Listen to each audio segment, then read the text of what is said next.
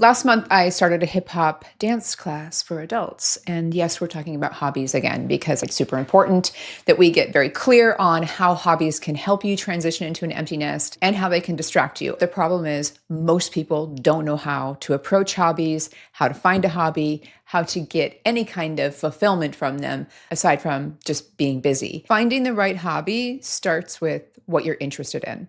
What are you fascinated by? What has somebody else done that you're just like, oh, that's really interesting. I wish I had more time to do that. I wish I had the finances to do that. I wish I was brave enough to do that, or I had the audacity to do that. That's where you start, right? You want to find something that you're truly interested in, not something that's like, that's kind of cool. I guess I'll do that. Like, don't sign up for rock climbing if you're not really interested in rock climbing. If it's just something to do because someone else is doing it, that's just filling your calendar, which is the opposite of what we're trying to do. I can tell you, I have plenty of laundry to fold. I have plenty of closets to go through. I could take up gardening. I could take up anything here that needs to get done to fill up my time. But what I really want is I want to follow my interest. So that's the first step. The second way to find that right hobby for you is to look at something that feeds your soul, something that just feels right to be doing. Maybe it's hiking or floral arrangement. When you get that click where it's just like, oh, this is it, this feels right, then you're on the right path. Keep going, because that could turn into a passion, and that passion is more likely to turn into a purpose. I'll talk about that in another video, but there's a third component to this, and I didn't see this as clearly as I see it now until I signed up for a hip hop class for adults. The class is very fun.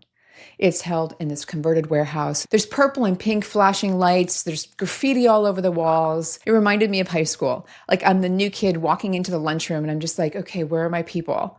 Like, who's going to invite me to sit at their table? Well, it turns out they're all super nice. They all invited me to sit at their table, but they weren't my people. Until I walked into that warehouse, I didn't realize what I was really seeking. I'm seeking community and connection. Yes, this is an area of interest of mine because I miss dancing with my girls in the 90s. I miss going to clubs. That lit me up. That was fun. I'm covering the first two pieces, right? Interest and a click. The third piece is a very important piece, especially this transition we're going through. The other day, I was half listening to a podcast. Stacey Sims was talking to somebody about the menopause and perimenopause. And she said, one of the key ways that we can manage this transition is finding community. It was like a record scratch. It's always been about hormones and working out and reducing stress. I hadn't heard anybody really call out the importance of community. And of course, community. A few years ago, I read the book, The Good Life, about the longest running study on well-being and happiness. Starting back in 1939, Harvard followed multiple generations trying to figure out what makes for a good life. And the answer might surprise you because it is so simple. It is not about a big bank account or how many grandkids you have. It is about community. It is about connection. It is about deep, meaningful relationships. We are not talking about coffee shop chit chat. No, ma'am. We are talking about meaningful conversations, cutting through the veneer to get to the heart of what's actually happening, what really matters. Who is that person? How are you guys relating? We have to ask meaningful questions. We have to put ourselves out there. And you don't need a large circle of friends to do this. It just starts with getting out there, being in your community, and talking to people. And again, going beyond the surface. So here's the thing. I talk about the importance of friendships all of the time. I understand that we need them to feel really good in our empty nest. We need them in order to have a longer, fulfilling life. What I missed, and I didn't get this until Stacey Sims said this about menopause, is that these friendships are important right now. Right now, if you are in the pre-empty nest years, even if you're in your early empty nest years, working on these relationships, working on the friendships, working on these community connections is so important because they can help with all of our midlife transitions. From dealing with aging parents to health issues to managing that slow burn, that wind down of pre-empty nest. So if community is the answer, it helps explain why this dance class that I signed up for didn't really hit the mark. It's not exactly what I'm looking for, but it's a great example of how hobbies can get us to where we want to go. This is how we use hobbies. When you use them as a vehicle to get somewhere, and that somewhere is community, that somewhere is fulfillment, then you're on the right path. So hobbies are not the destination, but they can help get you there. I cannot overemphasize the importance of relationships, connection, and friendships when we are transitioning into our empty nest years. When your kids are still in high school, this is a time to be thinking about this stuff and working on it. If you've missed that boat, your kids are already out of the house, it's not too late. Look around your acquaintance group and see if there's anybody that you're like, oh, I kind of like them. They check off a box on your values in a friend. For me, it's humor. Somebody with a good sense of humor, you already have an in with me. Maybe for you, you want somebody who's a good listener, or you want somebody who's adventurous. Maybe you want to hang out with somebody who's crafty. Look at who's around you. It doesn't have to be somebody you actually know. Maybe it's like 3 degrees away from you. Figure out how to have a conversation with them. Take them to coffee, take them to lunch, go for a walk. See if you can't work on that relationship. And if it doesn't work, it's totally fine, by the way. I have been ghosted by more than one, might be friend.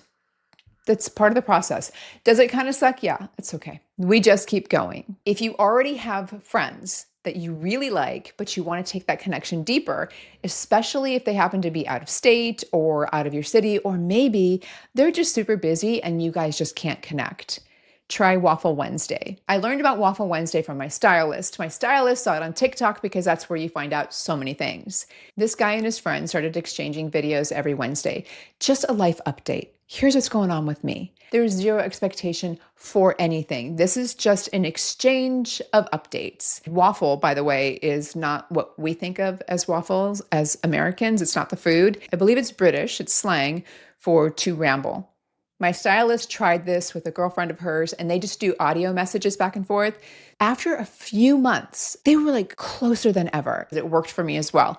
I have a girlfriend in another state. This is one of my favorite people ever, and I miss her. And we talk every once in a while, but it's hard. Trying Waffle Wednesday, texting each other voice memos has been phenomenal. We are closer now than we were when she lived 2 hours away. I really recommend trying this. It is such a great way to not only stay connected, but deepen that connection. So there are ways to work with what you have. You don't have to go out and just rebuild all these new relationships. If you have one you really like and you wish it were stronger, work on that one, whether it's with Waffle Wednesday or just really starting to dig below the surface. That's going to start with you being really honest. And of course, as I've just talked about, hobbies are another way to find connection. It might not be that hip hop class, but you're on the right path. If you want to fast track this whole process and you want to dive in and learn how to find passion and how to find possibly a new purpose, I have a course on my site. I'll link it below, but there's a formula. It's not complicated, but it does help to have somebody walk you through all the steps. And if you like this content, please subscribe. And as always, like, comment, share. It really does help get the word out.